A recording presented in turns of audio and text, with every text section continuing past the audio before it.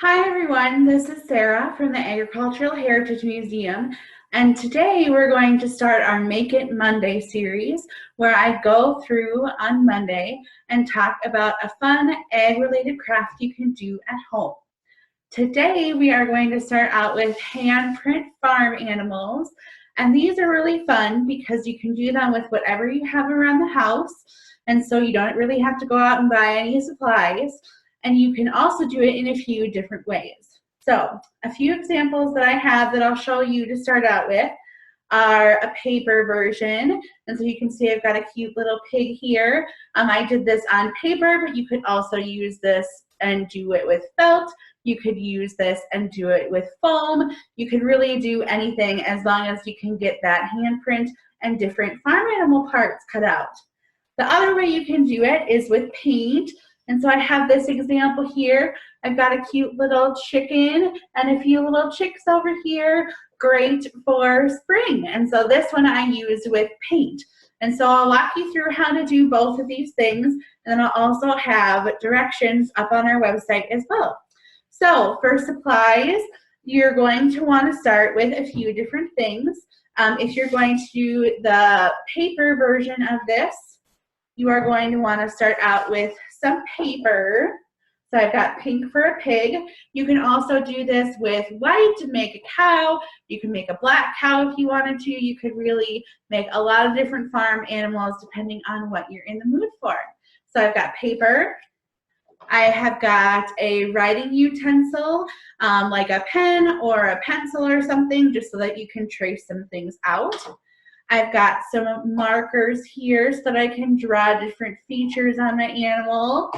And I've got scissors. And then I also have glue. And today I'm using a glue stick, but you can really use anything. You could use normal school glue. You could use rubber cement if you had that at home, but I'm just using a glue stick. So to start out with this one, you're going to want to trace and cut out a few different things. And so you can trace right on the paper. And if you're working with younger kids, you might have to help them do some tracing. But really what I did is I just laid my hand down and traced around it with my pencil. I've got one already pre-cut out here just to save a little bit of time today. Already cut out, I also have a face, so just a round or an oval circle. I've got 2 ears. And I've got the tail that's ready to go on. So I have all my pieces cut out. And like I said, you can do this with a lot of different things. You could do it with foam, you could do it with felt.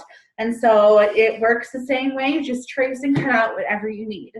And so after I have everything cut out, the next step that I'm going to do is create our little hoops here at the bottom. You can see I've colored them black.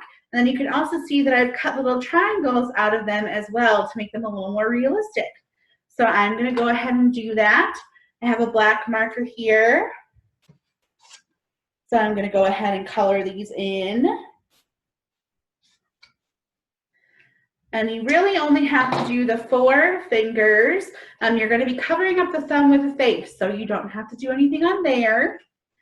And so after you have those colored in, I'm just going to take my scissors and you can just cut out little triangles here on the bottom to make them look a little more realistic. And again, if you're working with a younger child, you might need to do a little bit more of this cutting for them, or maybe help a little or help them out a little. But you can see that was pretty quick and easy. So after you have that done, you are done with the handprint until you're ready to attach the head. On your head pieces, so I've got I have my head, and then I have my 2 ears. So I'm going to take a pink marker or a red marker, really whatever you feel like, and I'm going to work on the ears first. So to make those look a little more realistic, I just colored the inside, as you can see on my example. So you just color the inside here. I'm just doing it pretty quick here so you can see what it is. So I've got those colored in now. The next thing you want to do is add some facial features to your oval here. So since we're making a pig, I'm going to make its nose, its snout. Get that colored in. So just started with a pink oval. And then I'm going to grab my black marker, put in some nostrils, and then some eyeballs. So I've got my 2 eyes, my nostril, and my snout here, plus my colored in ears. After you get all that done, then it's time to start gluing. So I'm going to get my glue stick out. And so what I do is I just make a little line of glue at the bottom or base of the ear. And you want to do that on the front side. So I've got that done. And then you'll just glue those right to the back of your face. So you can see I've got it right on the back there. I'm going to do it on this side too. And then just press those and make sure you're good. If you're using liquid glue, you might want to wait a few minutes at this point to let this dry out. But since I'm using a glue stick, it's pretty stuck on there already. The other thing you're going to want to do is attach your tail to your pig body. And so I'm going to do the same thing with putting a little glue on the front side of that tail and putting it right behind the handprint. And then the last step is to attach your head to your body.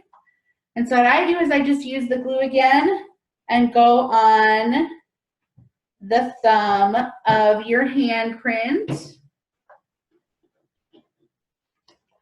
and then glue that right on. So there you go. Now you've got your cute little handprint pig ready and completed. And so that's, again, what you would do if you had paper or felt or foam or anything like that where you can cut it out. Some people at home might have a few other things. And so I'm going to also show you what you can do if you have paint. And so here's the painted version that I'll do for an example today. You can see I've got a chick and her a chicken and her 3 chicks over here. So for this example, I used yellow paint and a paintbrush. I just have like a foam brush here. I also used some markers on this one as well, and then just a sheet of paper.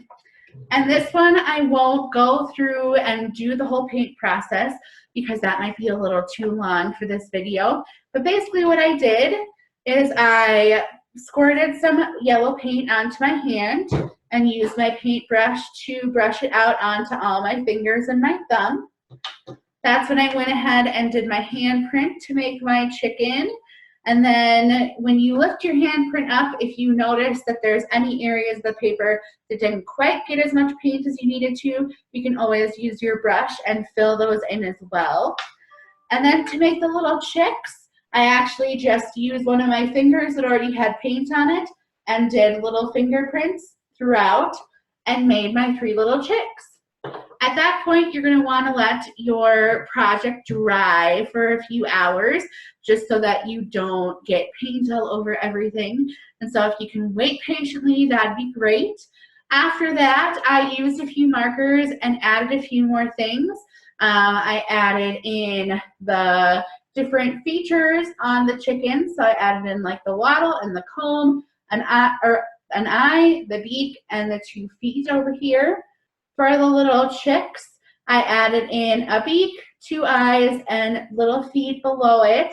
And then once you're done adding those in with markers, then you're completely finished. And so I'll put examples of both of these along with all the instructions online on our website so that you can use these whenever you would like to. These are really great to make right now, especially coming up on the spring and Easter season. If you can't see any family members or friends that you want to send some Easter spring love to.